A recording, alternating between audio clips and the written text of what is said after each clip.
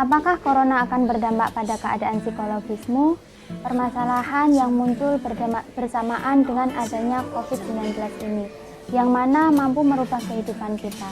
Tadinya mungkin jam segini kita masih berkegiatan di luar rumah, masih berada di luar rumah, berada di kampus, atau berada di tempat kerja. Sekarang dengan adanya COVID-19 ini, bertemu dengan teman ataupun teman sepelantaran pun rasanya susah banget, ditambah lagi dengan adanya social distancing, yang mana kita mulai memisahkan diri dengan keluarga, teman, atau lingkungan di sekitarnya. Kemudian selain itu dampak lainnya juga muncul seperti kesepian, anxiety atau kecemasan sudah mulai kerasa.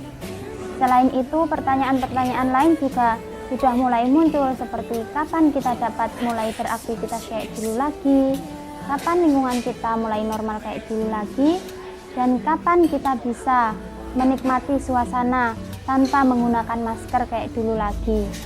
Kemudian pertanyaan lain juga muncul, apakah orang tua kita aman, apakah orang di sekeliling kita aman. Nah, dengan adanya pertanyaan-pertanyaan yang muncul tersebut, hal tersebut tanpa kita sadari dapat menyebabkan keadaan psikologis kita menjadi menurun atau down. Oleh karena itu, marilah kita sejenak menyimak video ini yang mana akan memberikan sedikit gambaran kepada kita. Gimana sih caranya agar mental kita tetap sehat di masa pandemi ini? Yuk kita simak videonya.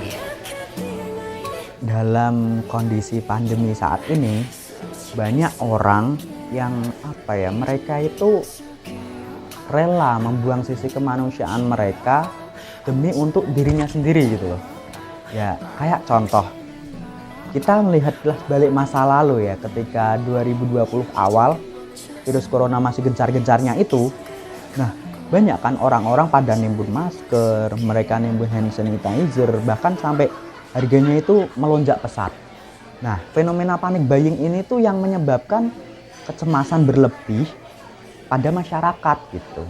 Atau mungkin yang baru-baru ini, fenomena baru ini, banyak orang yang beli susu Bear Brand yang katanya itu bisa menyembuhkan corona gitu loh. Nah, itu kan fenomena panic buying, hal-hal seperti itu tuh menyebabkan kecemasan berlebih di masyarakat kita. Kemudian juga menyebabkan mindset dan berita-berita hoax yang beredar itu semakin banyak gitu. Terus gimana sih cara untuk menjaga kesehatan mental kita agar tetap terjaga selama pandemi ini? Jadi, dalam psikologi ada sebuah teori yang dinamakan Health Belief Model. Nah, Health Belief Model itu apa? Bisa kita artikan dalam bahasa Indonesia itu, Health Belief Model adalah model kepercayaan kesehatan. Nah, jadi hubungan Health Belief Model dengan kesehatan mental itu sebenarnya apa? Nah, Health Belief Model itu tuh membentuk mindset individu bagaimana ia mempercayai COVID sebagai penyakit. Apakah ketika dia terkena itu dia bisa segera sembuh atau tidak? Atau mungkin ketika kecemasan-kecemasan yang muncul dari sekitar dia itu mempengaruhi imunnya. Nah, itu tuh semua kembali kepada diri individu gitu loh. Dia mau percaya atau tidak itu kembali ke pilihannya. Kalau dia mempercayai COVID sebagai penyakit, maka dia berusaha untuk menerapkan protokol kesehatan, dia memakai semua fasilitas kesehatan, dan ketika dia terkena gejala-gejalanya, dia langsung memeriksakan diri dia ke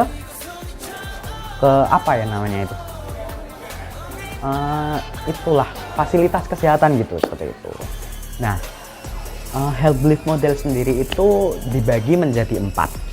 Yang pertama ada perceived susceptibility atau kerentanan terhadap apa yang dirasakan. Jadi gini, ketika COVID awal menyebar, Indonesia kan belum kena itu. Nah, saat itu tuh masyarakat masih skeptis.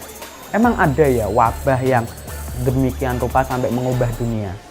Bahkan masyarakat Indonesia aja sampai membercandai COVID menjadi sebuah meme. Katanya orang Indonesia itu kuat-kuat, nggak bakal kena penyakit kayak gini kayak gitu. Tapi pada kenyataannya seperti apa? COVID mulai masuk ke Indonesia, orang Indonesia yang awalnya skeptis dan ragu, mereka mulai mempertanyakan dirinya sendiri, sebenarnya ada nggak sih penyakit seperti ini? Mereka jadi was-was, mereka jadi cemas. Nah, itu yang namanya kerentanan terhadap apa yang dirasakan seperti itu. Oke, yang kedua ada yang namanya perceived severity atau keparahan terhadap apa yang dialami.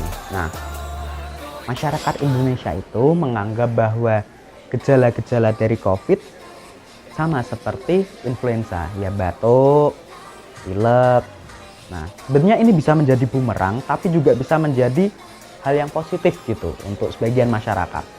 Bumerangnya adalah ketika mereka menganggap COVID ini adalah penyakit yang remeh. Kalau cuma batuk sama pilek aja, ya apa bedanya sama influenza kayak gitu. Tapi ini juga bisa meningkatkan imun mereka dengan mereka nggak terlalu mikirin dampak yang begitu besar dari COVID. Ya karena pada kenyataannya itu banyak yang meninggal juga karena COVID. Itu juga karena imun mereka turun drastis juga akibatkan pikiran mereka sendiri gitu loh, kecemasan mereka sendiri yang mengakibatkan seperti itu.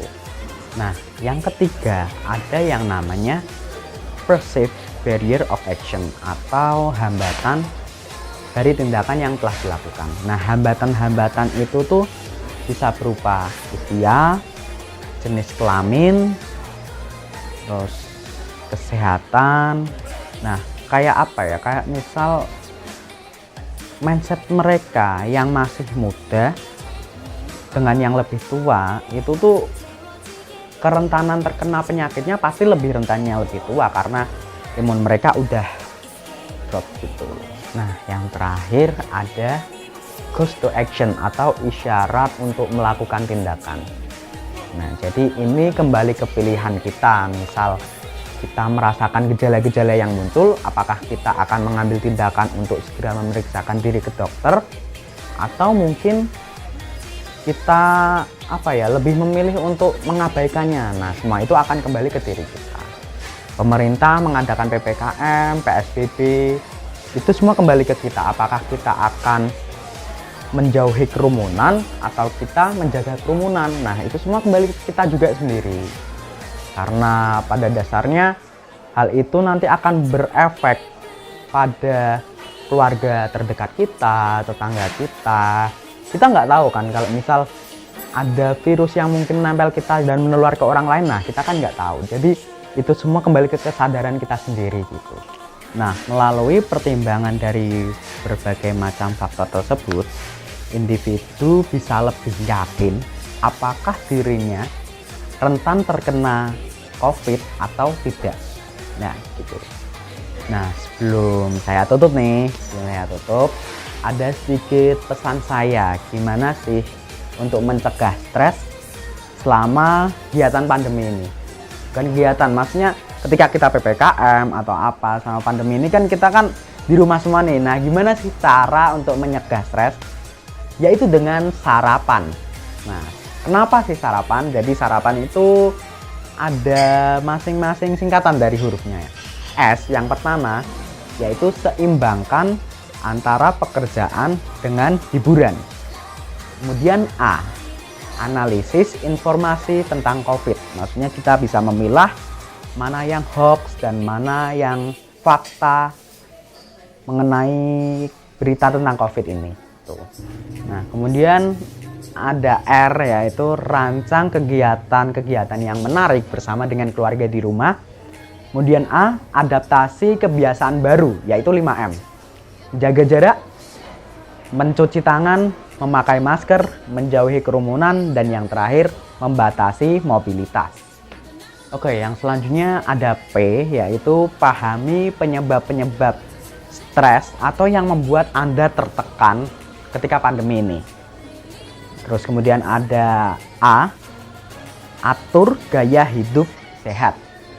Ya setidaknya itu untuk meningkatkan imun kita selain dari menjaga kesehatan mental kita. Nah, yang terakhir ada M, yaitu naikkan suasana hati dengan berbagi cerita kepada mungkin kerabat, atau mungkin tetangga terdekat, atau mungkin bahkan dengan keluarga kita.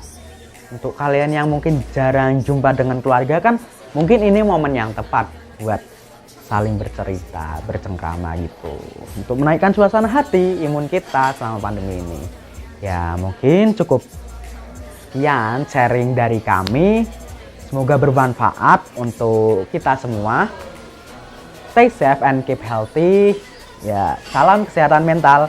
Peace, love, and gaul.